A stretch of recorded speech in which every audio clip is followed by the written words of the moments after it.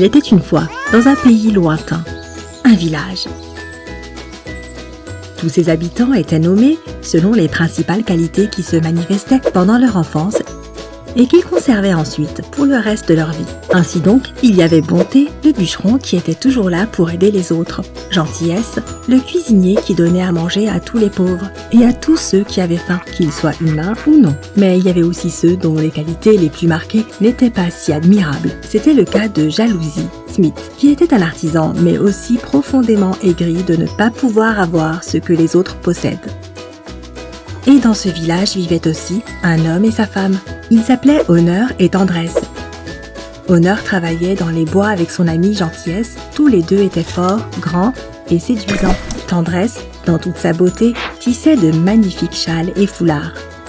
Tous les villageois venaient la voir pour son superbe artisanat et même de nobles visiteurs de la capitale se déplaçaient pour lui passer des commandes. Un jour, Tendresse donna naissance à 3 garçons aux cheveux châtains bouclés et rayonnants. Et bien entendu, ils n'avaient pas de nom à leur naissance. Ils les recevraient le moment venu. En attendant, on les appela 1, 2 et 3. 4 ans plus tard, les caractères des garçons commencèrent à se dessiner. Mais les caractéristiques qu'ils présentaient étaient loin d'être des qualités. Honneur et Tendresse étaient inquiets, mais ils estimèrent que cette situation était due à leur jeune âge. Ils ont juste besoin d'un peu plus de temps, mais plus ils attendaient et plus ça devenait évident. À leur 6e anniversaire, les parents soupirèrent mélancoliquement et en sanglotant, ils donnèrent un nom à chacun de leurs fils. Numéro 3 était très peureux, mais il avait peur de le montrer, de sorte qu'il préférait faire peur aux autres. Les autres enfants préféraient se tenir à l'écart de lui et se mettaient à trembler quand il approchait. On lui donna le nom de Peur. Numéro 2 aimait aider les gens, mais il ne le faisait jamais gratuitement. Selon lui, toute bonne action accomplie mérite une récompense. On l'appela Pingre. Numéro 1 n'était ni gentil, ni méchant, ni avare, ni généreux. Il faisait tout ce que ses parents lui disaient, mais ne s'intéressait à rien. Un jour, il aperçut un malheureux animal pris au piège dans une clôture, mais il se contenta de le fixer et de tourner les talons. Le plus atroce, cependant, était sa façon de parler. Quiconque s'adressait à lui, ne serait-ce qu'une seconde, perdait tous ses moyens. Si la conversation durait un peu plus longtemps, les gens finissaient par se retrancher pendant des jours, voire des semaines. Ses parents soupirèrent tristement et appelèrent leur fils Plat. Les voilà donc, Honneur et Tendresse avec leurs 3 fils, Peur, Pingre et Plat. À chaque fois que Tendresse avait ouï des actes de ses fils, elle se mettait à pleurer. Ses yeux devinrent rouges et bouffis. Sa chevelure, autrefois éclatante, prit une couleur grise et terne, bien qu'elle soit encore toute jeune. Le visage d'Honneur, quant à lui, semblait s'être gravé dans la pierre. Le sourire fier qui avait si souvent incurvé ses lèvres n'apparaissait désormais plus sur son visage. Une autre année s'écoula et un soir, Honneur retrouva sa femme qui tournait en rond près de la fenêtre. Il s'assit à côté d'elle et commença à lui confier des choses qu'il voulait régler depuis un certain temps déjà. Tendresse pleurait mais hocha la tête, en signe d'approbation. Elle était du même avis que son mari, même si son cœur de mère était brisé. Ils sont restés assis ensemble, main dans la main jusqu'à ce que le moment soit venu. Ils entrèrent alors dans la chambre de leurs enfants qui dormaient et les embrassèrent sur le front. Et Honneur laissa Tendresse toute seule car elle voulait faire ça elle-même. Tendresse réveilla doucement ses fils. Elle leur demanda de s'habiller et de préparer quelques affaires tout en mettant discrètement de la nourriture dans leur sac. Les frères ont paniqué, il faisait encore nuit, tout le monde dormait, ils se demandaient donc quelle était cette histoire qui ne pouvait pas attendre jusqu'au lendemain matin. Peur était effrayé, et il n'accepta de suivre le mouvement qu'au moment où sa mère lui donna un harpon. Pingre refusa de faire le moindre geste jusqu'à ce que sa mère lui donne 2 sous. Et seul Plat rassembla ses affaires avec une léthargie sans faille et sortit dans la cour. Tendresse mena ses fils sur le chemin des bûcherons, une lanterne à la main. En entrant dans la forêt, elle s'arrêta et ordonna sévèrement à ses fils de la suivre sans jamais se retourner, sous peine de les perdre. Les enfants hochèrent la tête et suivirent leur mère. Ils marchèrent longuement en empruntant un labyrinthe de petits chemins. Ils tentèrent de mémoriser la route, mais sans succès.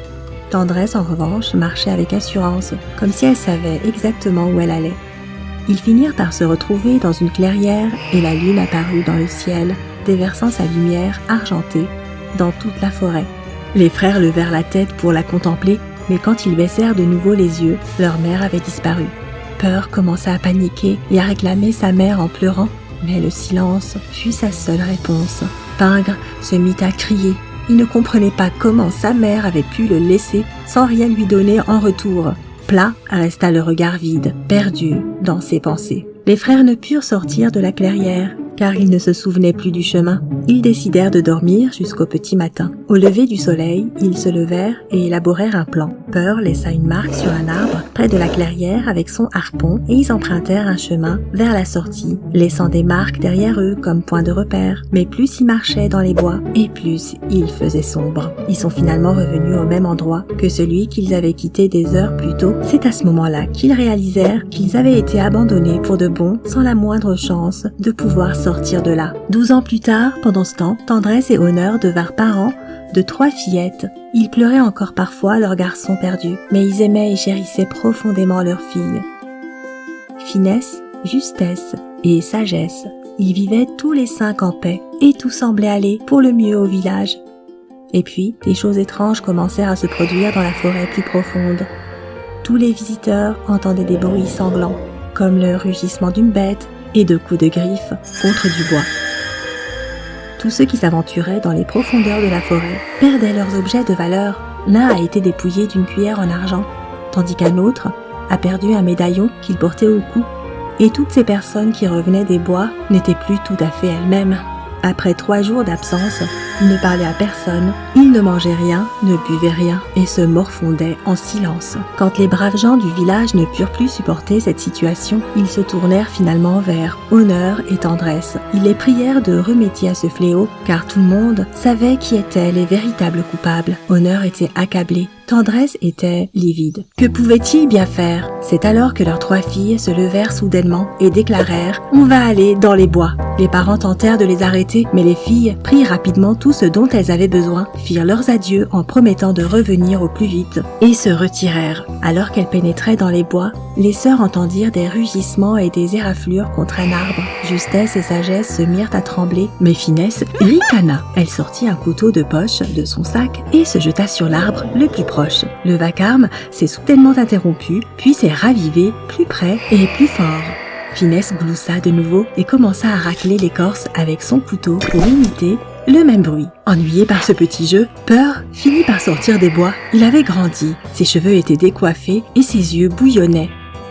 Il rugit et brandit le harpon entre ses mains, mais Finesse, tout en riant, bondit et commença à le chatouiller.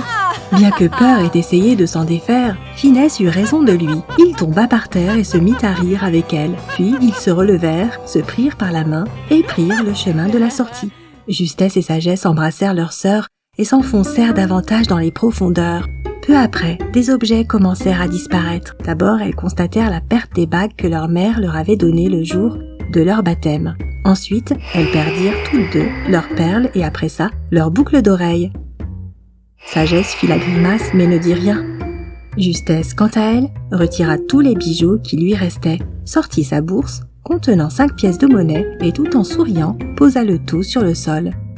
Pingre sortit alors de la forêt, les yeux brûlants et en furie. Il se pencha pour ramasser les objets de valeur et au moment de les saisir, il aperçut sa sœur. Elle se tenait devant lui en souriant, puis elle tendit les bras pour l'enlacer. Les yeux de Pingre se remplirent de confusion et puis de larmes. Il rendit immédiatement les bijoux à ses sœurs. Justesse prit délicatement son frère par la main et ils repartirent ensemble. Sagesse poursuivit sa route dans les bois. Elle marchait encore et encore, tandis que la forêt devenait de plus en plus sombre et le chemin de plus en plus étroit. Mais Sagesse gardait la route en tête. Elle pénétra finalement dans une clairière pour y trouver une petite cabane délabrée. Sagesse poussa la porte et découvrit Plat, assis à table. Il était obscur. Seuls ses yeux trahissaient sa personnalité, noire et lugubre. Et même s'il fixait Sagesse du regard, il ne la voyait pas. La sœur aînée s'approcha du frère aîné. Elle s'assit à la table en face de lui et ils se mirent à bavarder. C'était une conversation lente, mais après tout, ils n'étaient pas pressés. Plat parlait des vices humains. Sagesse se concentrait sur les vertus qui brillent dans les ténèbres. Sagesse lui évoqua les joies et les peines que tout un chacun traverse dans sa vie. Ils discutèrent ainsi pendant 3 jours et 3 nuits. Plus le frère s'efforçait de faire sombrer le cœur de sa sœur, plus son propre cœur palpitait. Et puis, il vint à bout de ces discussions. Il se leva, renversa la table et hurla sur Sagesse. De son côté, elle se contenta de lui sourire et de lui tendre la main.